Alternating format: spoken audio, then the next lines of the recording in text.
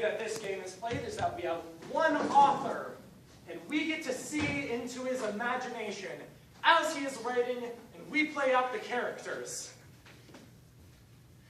So, Jim's our author. Jim's our author, I guess. Yeah, no, I'm deciding. And I need the title for this book. How to be a vegan. Oh. War. A War? history of pasta. War and history. You know what? Let's join those two. War, a history of veganism. Oh. Players, are you ready? Why not? Yeah. Begin. It is a truth universally acknowledged that the only good thing to come of war is veganism. Ever since caveman times, when the first cavemen fought with each other over scraps of vegetables, veganism was always present. For you see, although Ugg and Thok fight valiantly, neither will cannibalize the flesh of the other, instead opting for roots and berries. Root and berries! As we move forward in political evolution to the early Egyptian societies, veganism was even more present. Wow, veganism sure is present. I'm back. Oh, praise be. Praise be. Eat only vegetables. Leave the meat for me. I am your overlord. Yes, exactly. In a fever dream that the first pharaoh had, he believed the cats had told him to never eat meat. And as such, every pharaoh since that day has never consumed the flesh of an animal. Bring me saucers of milk.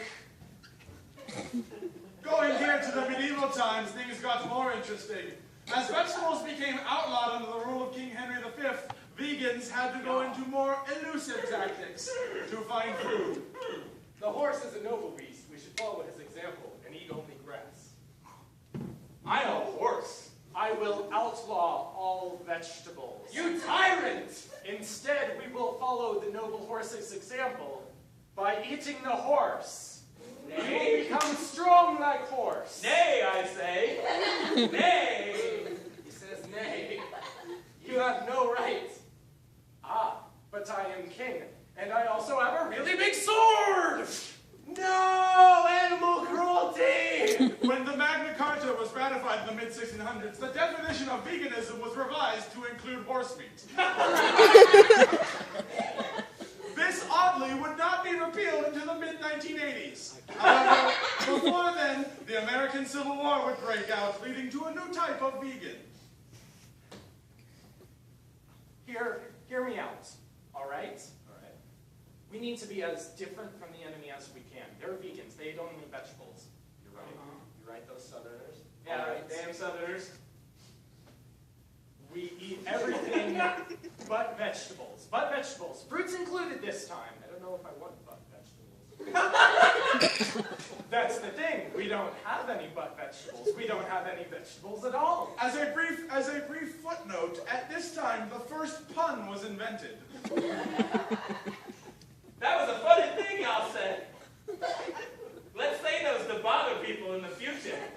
Private Jeremy Pun would not be remembered by history, but his invention would be. I'm just going to gaze off into the distance for a moment. So no but vegetables. Okay. No vegetables at all. No. Fruits, nuts, meat, no vegetables. Fruits, no horse meat.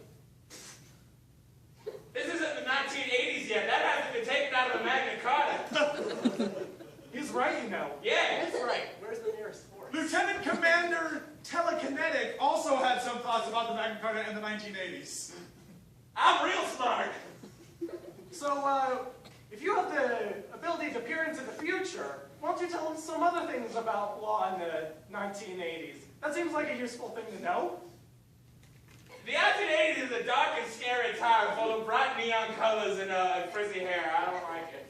And true, it was. For veganism was restored to its once former glory in 1983 by President Richard Nixon. Mr. President, we have a slight problem here. What is it, son? Well, sir, it seems that the definition of veganism per the Magna Carta includes horse meat, and that doesn't really make any sense. Why, I suppose it doesn't. We're gonna have to change that. We're gonna have to change a lot of things about this country. Okay, that sounds like a good idea. Here we have an actual vegan who can... We should bring them in. Yeah, we polled to see how many vegans thought that eating horse meat was vegan and decided, yes, sir. You know what? I'm just not feeling it. No more horse meat. I like you, son. Are you a chef? Because I am not a cook. I'm a vegan. Sir Jeremy Punn's legacy was still going strong. Oh, a vegan. That's good. That's the next best thing, I guess. All right, so just sign this so we can get the definition of vegan. That was easy. Bada boom. Don't call me Tricky Dick for nothing. President Nixon would then go on to make a solid 17 minutes of tricky dick puns. These were further deleted from the tapes and unfortunately led to his resignation in the wake of the Watergate scandal. And now veganism today. It's a bright new future for vegans with glorious options as far as the eye can see. I'm better than everyone else. Boo! I don't eat meat. I don't eat anything that tastes good. Oh, stupid vegan. Yeah, go eat a carrot, nerd. They persecuted Jesus too. Yeah, but Jesus had magic. What do you have? Sure as hell not vegan powers. Where will veganism go in the future? Only God knows this, but perhaps vegans in the future will be even more powerful than we could possibly imagine. See you, man.